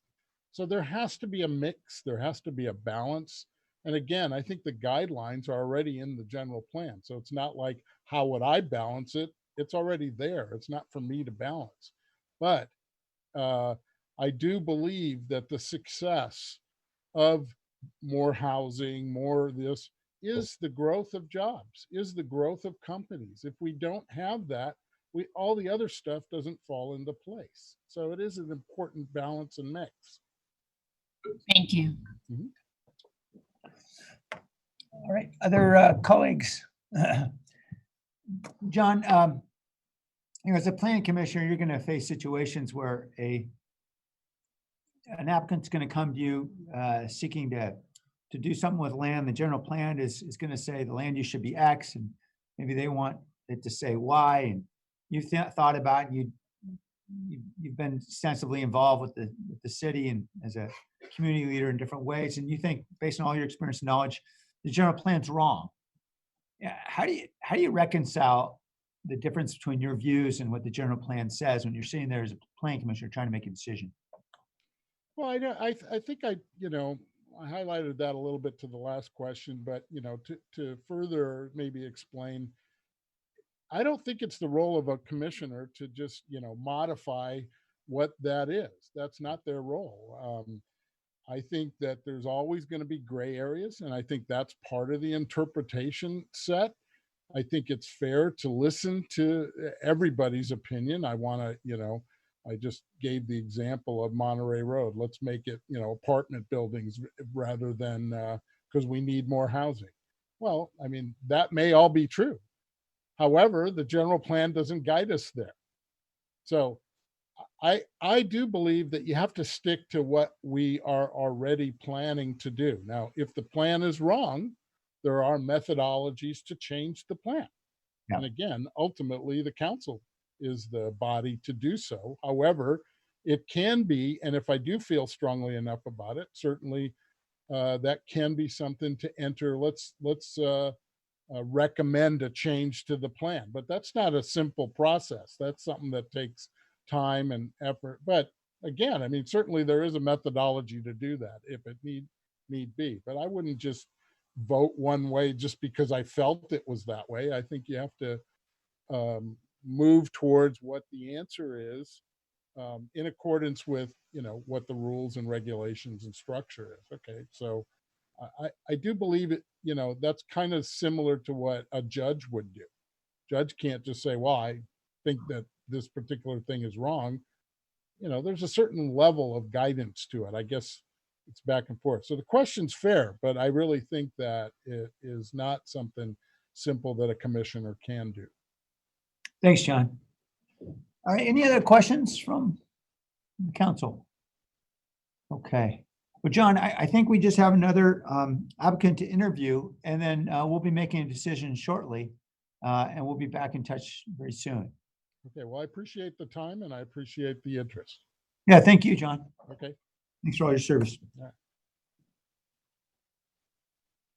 Okay, Amy Escobar is our last, and she should be joining within a couple seconds.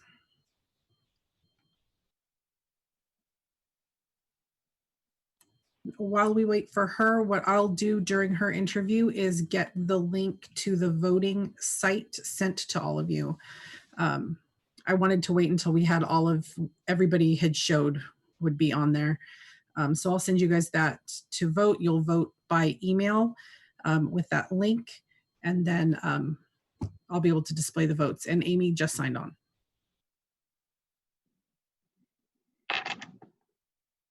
Hi there. Hello, Amy, welcome. Welcome back. Thank you. Thanks. And thank you for taking the time to go back through this extensive application process and your time today. And thanks for all your service to the community, particularly at the county. I think you know the drill. We'd like to hear, for a couple minutes just about why you'd like to serve, what you believe you could contribute, and then we'll go into a conversation with the council. Okay, sounds good. So as you all may recall, I am a current county planning commissioner, and it's a wonderful experience to be able to weigh in on decisions shaping our county and to also work on revisions to different ordinances and codes.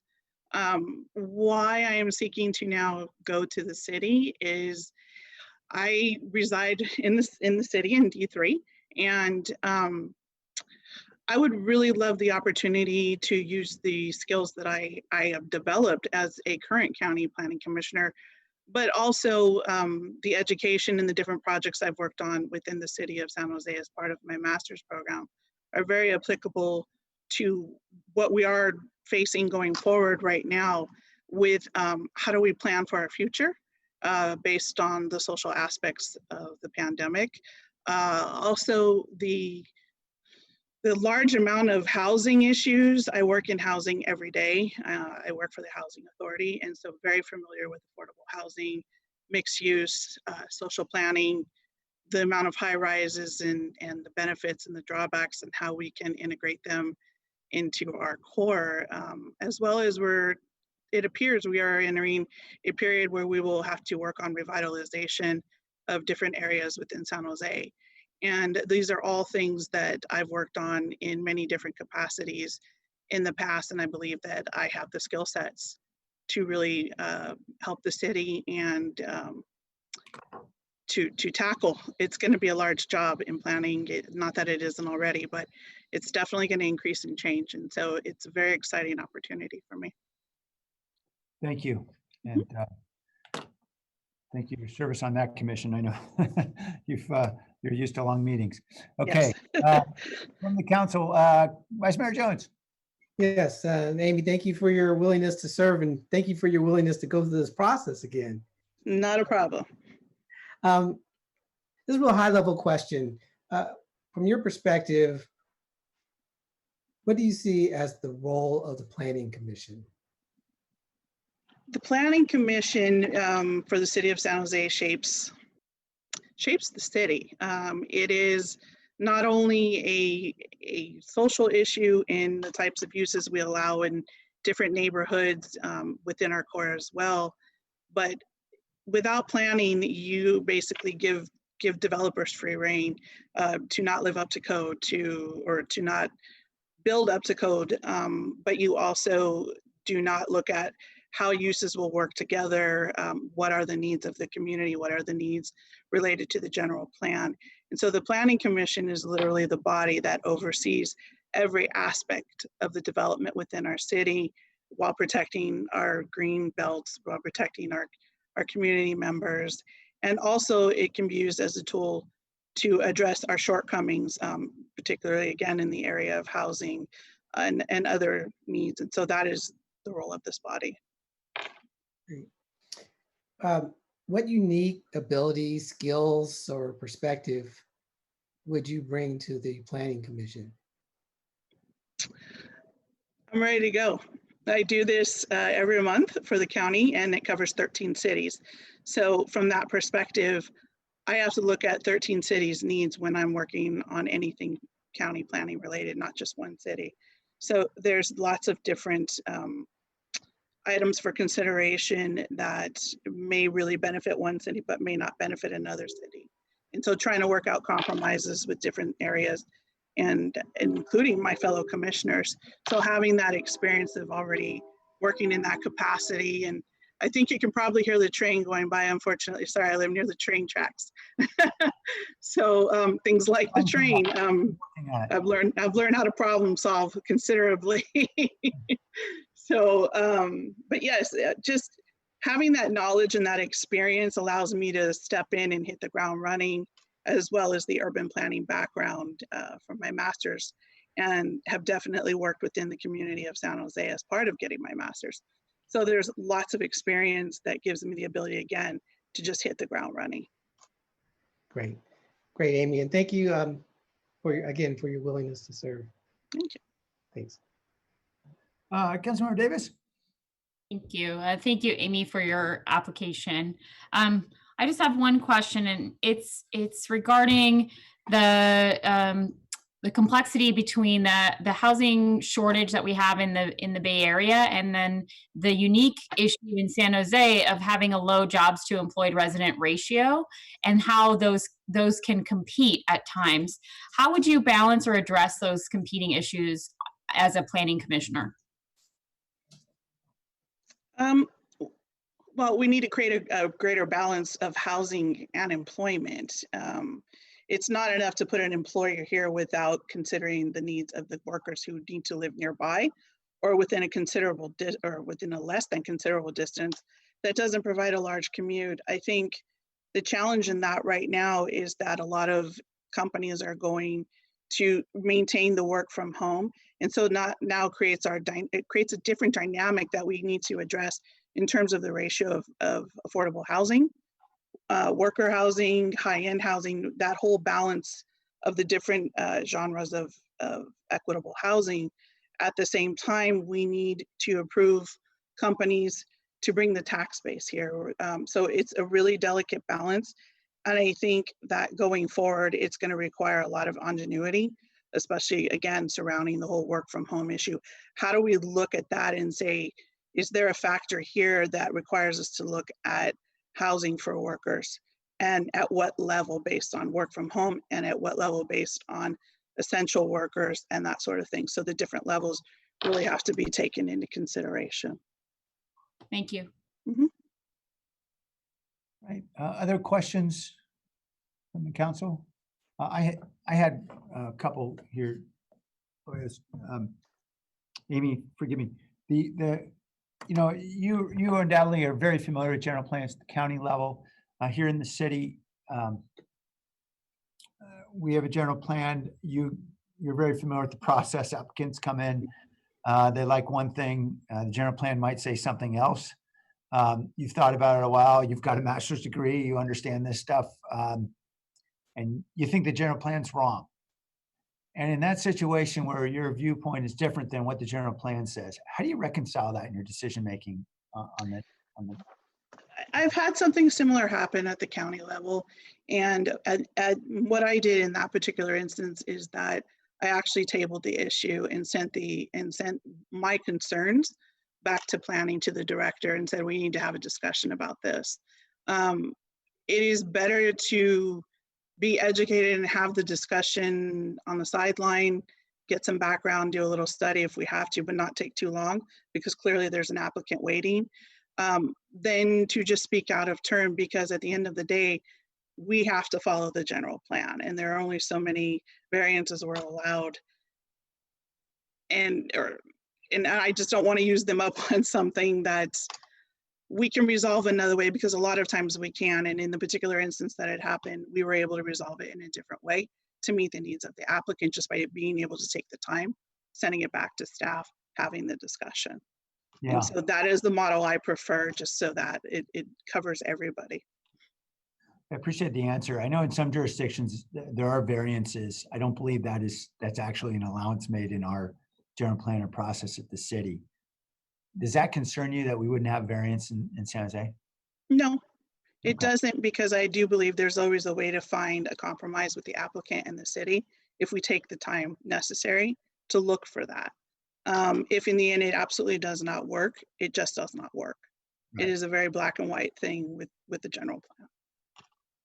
And in your experience in various roles here in the city, undoubtedly you see we've got a lot of challenges. what kinds of problems do you think you could help address in your role as planning commissioner? Speaking from being a downtown resident who sees pretty much every issue that occurs in the city, I live right down the street from St. James Park, so there's the issue of not being able to utilize the park for residents. There's the homeless issue. I have somebody that's decided to live across the street on the sidewalk right next to the train. I have the train noise and the quiet zone issue. I have everything. And so from the perspective of being in the middle of every single issue and staying involved and trying to resolve it as a community member, I think is definitely something that allows me to look at problems going forward and see them through a different lens as somebody who's experienced it on the other side, but also knows how to work through the problem from the government perspective, from the administration perspective. So being able to address them, address an applicant, address a project with that lens at times, and really give it the humanity side that it needs, that sometimes we don't give it if we've never experienced it. And so I think that's a very unique skill that I could bring. Thank you, Amy. Other questions from the council? Okay. Well, Amy, thank you again. Sure. Appreciate your great background and your willingness to serve. And we're going to, I think, be taking a vote very soon, and we'll be getting back to you pronto. Great. Thank you for the opportunity. Great. Thank you. Okay, Tony. Are we taking public comment? Yeah, you're right. That's what we got to do next. So after public comment, I would suggest a recess to allow you guys to open your emails to vote, and then I can get it all compiled. Okay. So why don't we take public comment first? The person with the phone number ending 5140, welcome. Hi, yeah. As for planning, I really think that the city of San Jose should look at how Europe has redone their cities and how they have used buses more than other types of transportation. And I think that's one of the key problems is the light rail. I think it should be scrapped. It doesn't work very well. They've tried using them in Europe. I've actually used light rail in Europe. It's terrible. In Switzerland, where we buy our cars from, our streetcars. But I lived in other places in Europe that didn't have it, and they were better off with frequent bus runs versus a light rail system, or even the metros itself.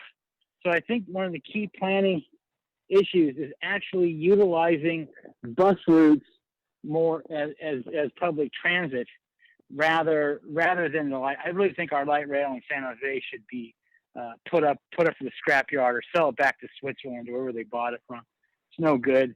It was a road to hell, paved with good intentions. It looks nice, but it's not very good. It doesn't go fast. It takes forever, and I think that is probably the elephant in the room for the city and the city of San Jose and the county of Santa Clara. Also, I don't believe that you should get involved in any more high density housing, given the COVID situation.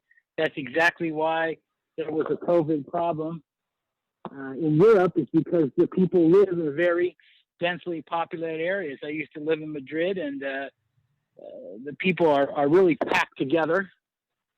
And while it's wonderful to be able to have high density housing, we have to look at the future of, will it be feasible with these sort of epidemics? So that's about all I have to say today about planning. Thank you.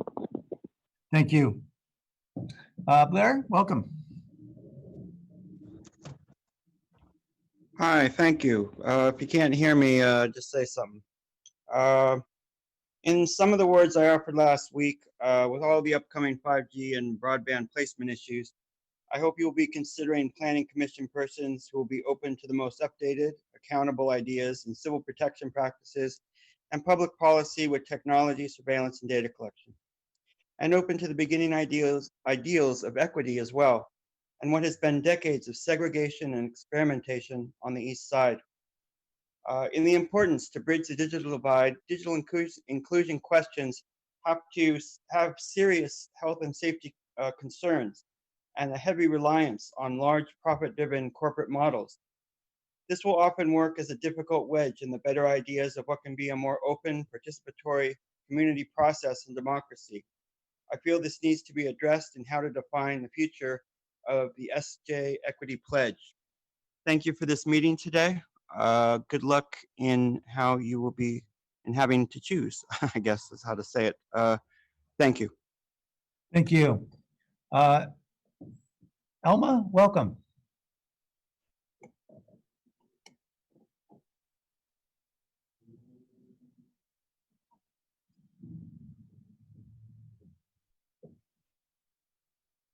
Elma, I think your device is still muted. If you could unmute your device, please. Okay, great.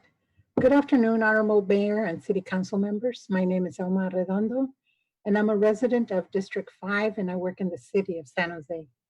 I'm an officer for the Alum Rock Urban Village Advocates Community Group, advocating for community input to the development on the Alum Rock corridor. Whatever qualifications a candidate brings to the table, it must certainly include a sensitivity to equity issues and a historical knowledge of how land use policies have negatively affected parts of our San Jose community. For example, effects of redlining and segregation. East San Jose has a form-based code policy in the designated Alum Rock Urban Village that exists where nowhere else in San Jose. And that's what makes it ground zero for mass development.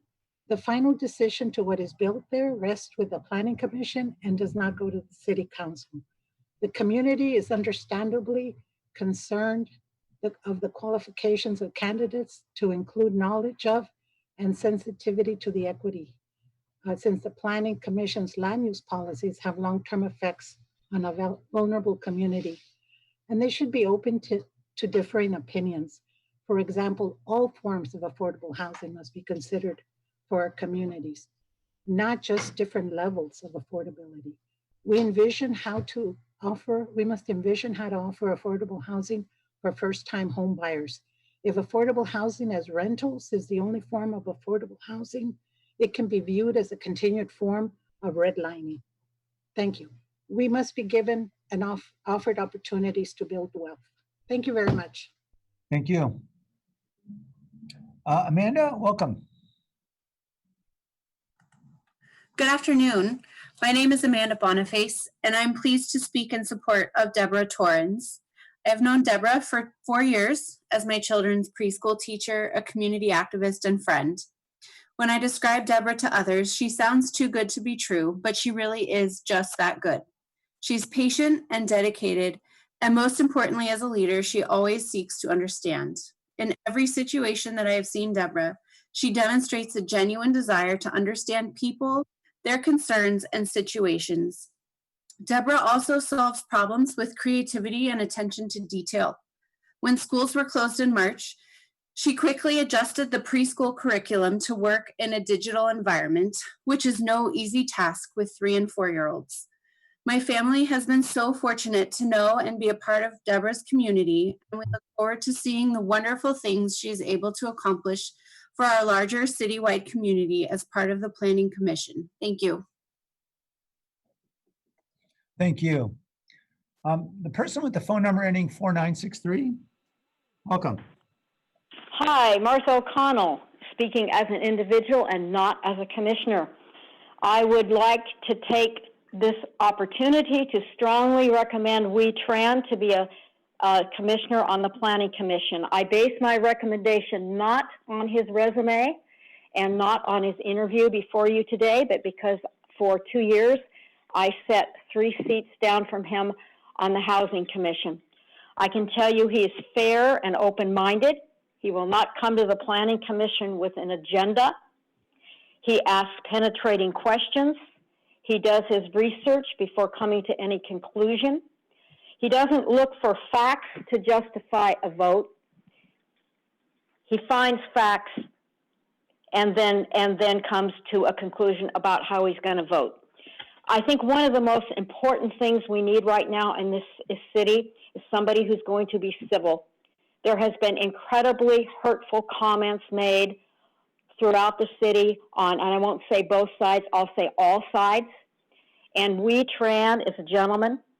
He treated all his fellow commissioners on the Housing Commission with respect and dignity. It did not matter if he agreed with their individual positions. This is what we need. I never saw him lose his cool. I never saw him get snide with anyone because they were voting a way that he didn't perhaps agree with. He is a gentleman. He will do the city proud. He's fair, intelligent, and committed. And I urge you to vote to support Wee Tran for a position on the Housing Commission. Thank you. All right. Thank you to all the members of our community who came to speak. Tony, what's our next step? Okay, so I've sent the invitations to vote for the 5 people that you need to vote for. I would respectfully request a minimum 10-minute recess. Okay. Because what I'll do is create a second round of voting if I don't get 5 that have 6 or more votes. Okay. Well, thank you. We'll take a recess then for, let's make it 15 minutes, make sure we can get it all done. Okay. Oh, I'm sorry. Councilmember Frost, you raise your hand. Are we expecting an email, Tony, or what? Yes, or what? you should have an email from SurveyMonkey. I show that everybody received it. 4 people have opened it right now. 7 have not. You check your junk or your clutter. It's not coming from Tony Tabor. It's coming from SurveyMonkey. I am personally not seeing it. Been refreshing my email, so I don't know if, and I'm not seeing it in my junk either. So Okay, Can I suggest, Councilmember Perales, I saw it in my focused email. So if you click on that tab, it's in the focused email. Look for the timestamp of 3:46 p.m. Okay, thank you. I will look, and if I can't find it, Tony, I'll reach I'm back out. resending it to you right now. Thanks.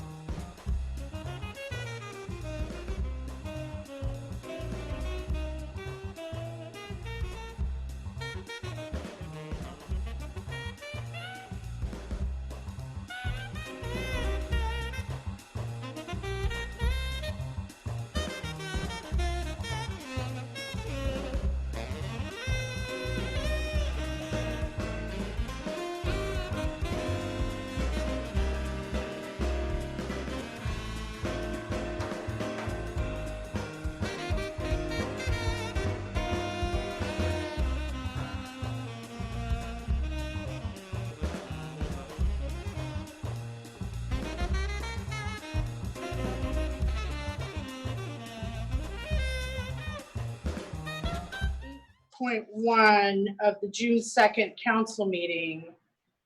And that actually had a 2 council district limitation before the charter amendment. So it's interim until the charter amendment takes place.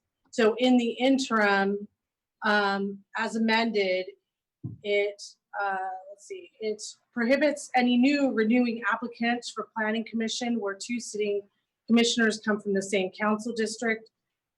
Specify that if a sitting commissioner moves into a council district with 2 members, then that commissioner must notify the city clerk but may complete their current term.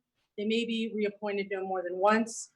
We can direct staff to expand outreach. There was an amendment which allowed a supermajority vote of council to override district limitations. There was a 3rd amendment that required if the council initiated charter amendment that it came for 2020, then this would be moved, the planning commission change would be moved from 2022 to 2020. And then I accepted a friendly amendment on June 2nd to amend the commission to 7 geographic districts that would be created by the council redistricting commission in 2021. And then the charter amendment would be for the 11 commissioner model. So that was the motion on June 2nd.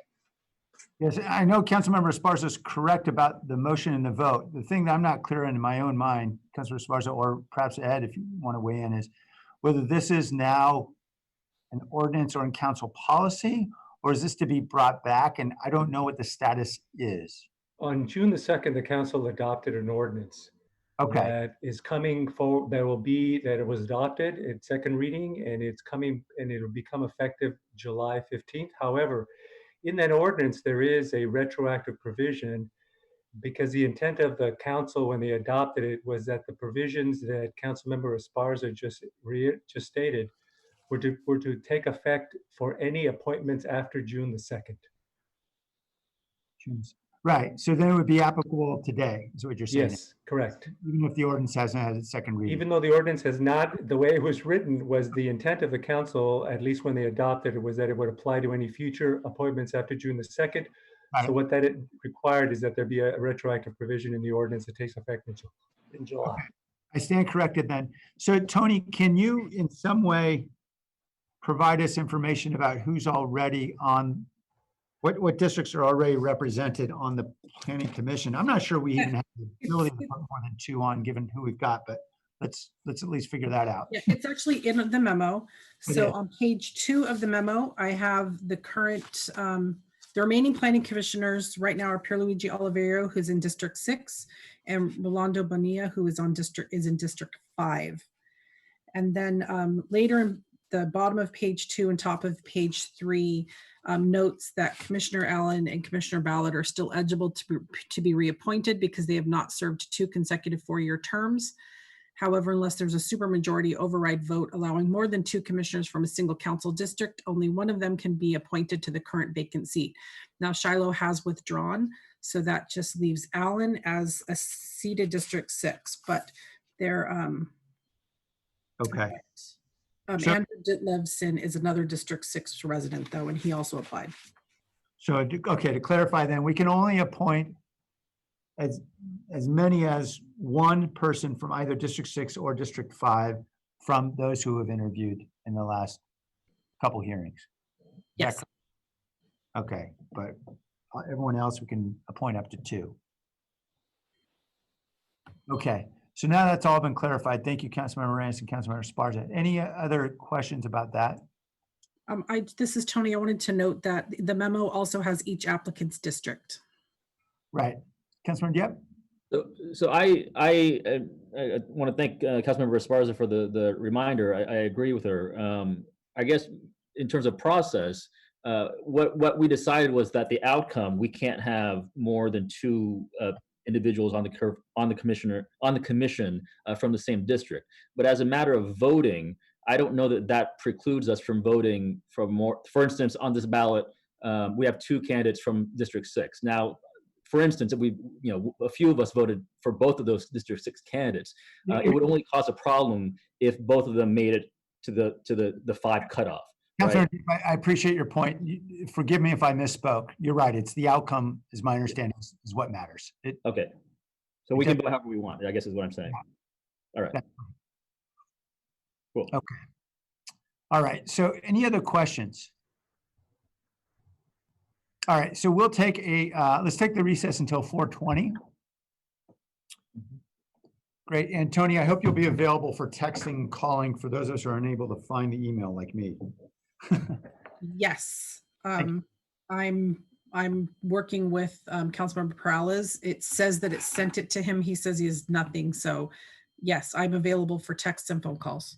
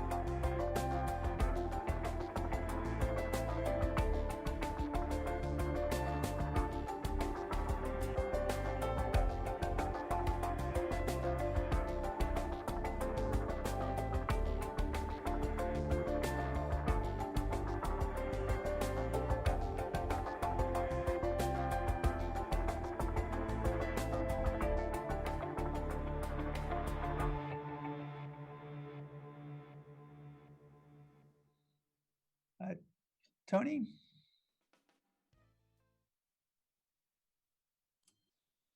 I just got the 11th vote in, so give me another minute. Okay.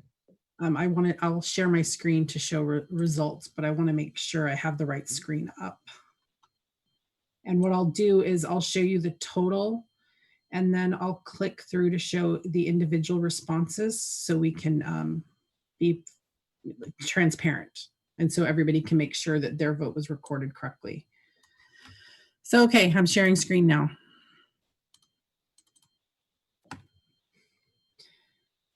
Okay, so we have Mariel with 10 votes, Deborah Torrens with 7, George Casey with 8, Jorge Garcia with 6.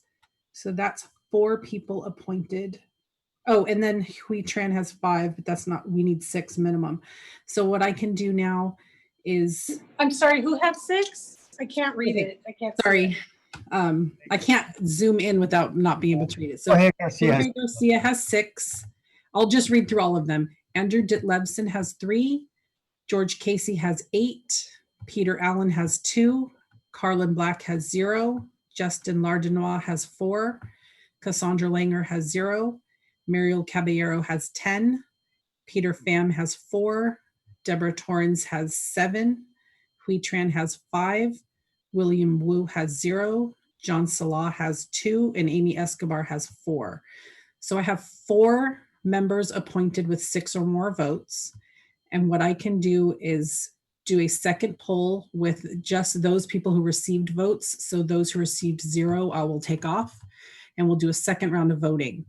That will take a few minutes to set up. If you want to take a dinner break or a 15-minute break, it'll take at least 15 minutes for you to get the second round. Sure. Why don't we do that? We'll reconvene at about 4:40. Is that okay?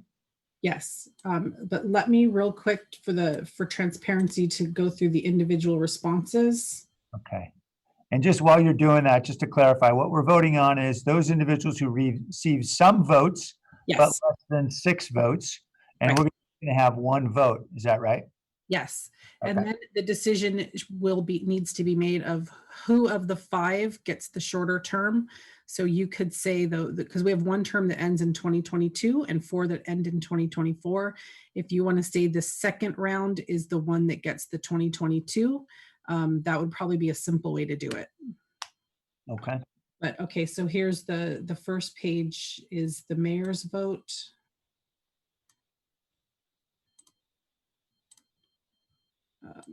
Looks like I have to manually type in each person. Okay. This is Deb Davis. All right, Henry, you have an idea about how to do it all? There we go. Oh, the arrows? Okay, there we go. Camus. Councilmember Esparza. Councilmember Perales. Councilmember Crosco. Councilmember Dieppe. Councilmember Foley. Councilmember Jimenez. Councilmember Jones. Councilmember Arenas. And we already saw Mayor Liccardo's, and all of these will be part of the packet for the record. So I'm going to go ahead and create that. You guys take your 15-minute recess. Thank you.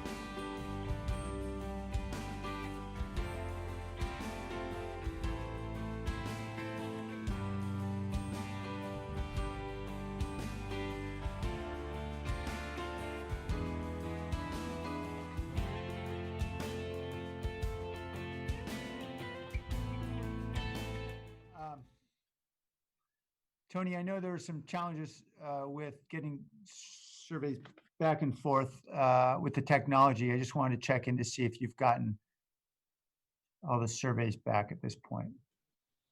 No, I'm actually just going to go old school. I'm sending an email right now. Scrap the Survey Monkey for the second round and just respond to my email with your selection. I'm going to throw it into a spreadsheet. It's way easier. I had 5 people for you guys to vote for, Survey Monkey was great, but with the one, I just had issues. So give me 30 more seconds. I'm about to hit send. Okay. We could just send an email to you right now, couldn't we? Yes, if you guys know which names you're choosing from. It's Andrew Ditlevson, Peter Allen, Justin Lardenois, Peter Pham, Hui Tran, John Salah, and Amy Escobar. Okay.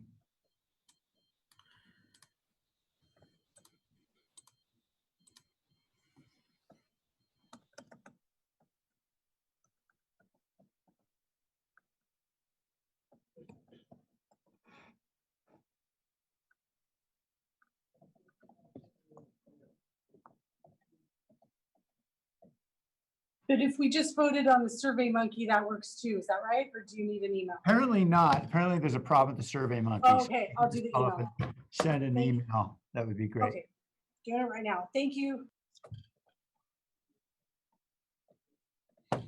I know we're grappling with various modes of communication. So Tony, if you could just tell us if there are particular council members you haven't gotten emails from, and that would probably help expedite it.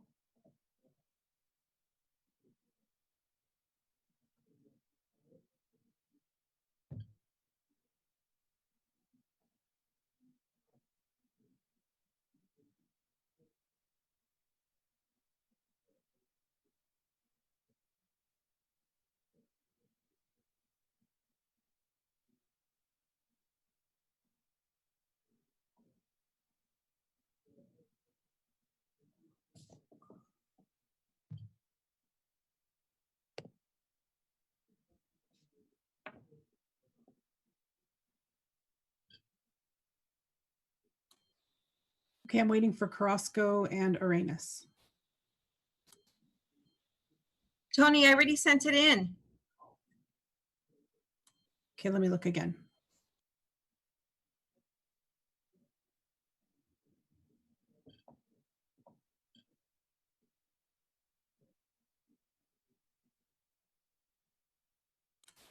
I think you sent it in via Survey Monkey. I don't have a response to my email. The Survey Monkey wasn't working well.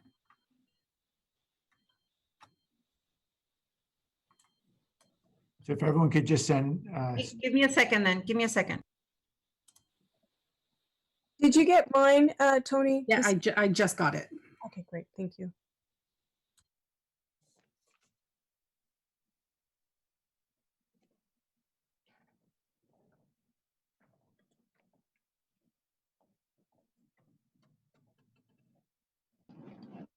While we're waiting, I just wanted to say we had an excellent pool of candidates, which speaks volumes about the willingness of our community to really step up to this kind of commitment, which is a considerable commitment. I think we all know there are a lot of long meetings, planning commission's involved in, a lot of time and energy. I'm grateful for all the people who applied.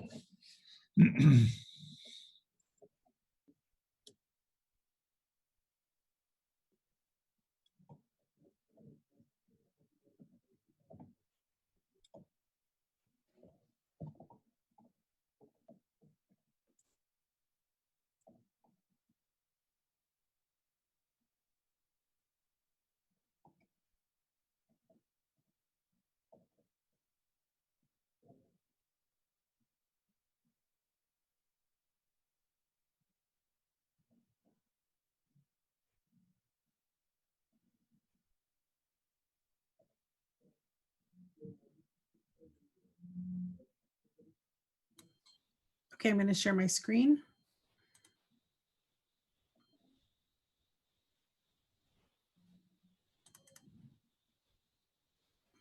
So I have 5 votes for Justin Lardenois and 4 for Hui Tran. Do we want to do a third round between just the 2 of them?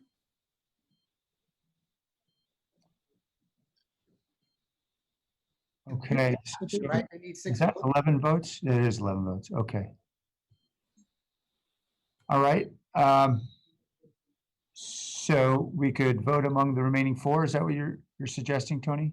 Yeah, or we can vote just among the top 2. Why don't we entertain a motion at this time about how people would like to proceed? I'm happy to go either way. We either vote on the remaining 4 or vote on the top 2. I'll move to just go for the top 2. Second. There's a motion from Councilmember Jimenez, a second from Councilmember Esparza. I'm happy to support that motion. Is there, any other comment on the motion? Okay, Tony, you want to take a roll on the vote? Sure. Jimenez, Yes. Peralez, Aye. Yep, Aye. Roscoe, Aye. Davis, Aye. Esparza, Yes. Arenas, Yes. Foley, Aye. Camus, Aye. Aye. Yes. Jones, Aye. Ricardo. Aye. Okay, so send me an email with either Justin Lardenois or Hui Tran as your pick. Okay.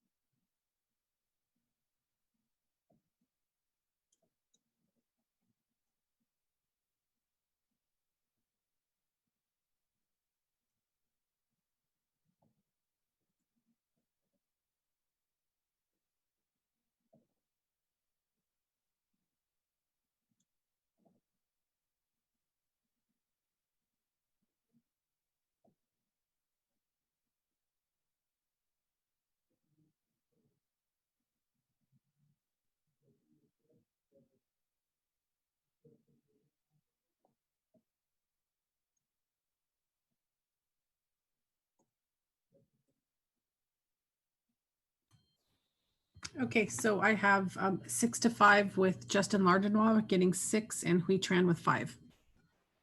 Okay, thank you.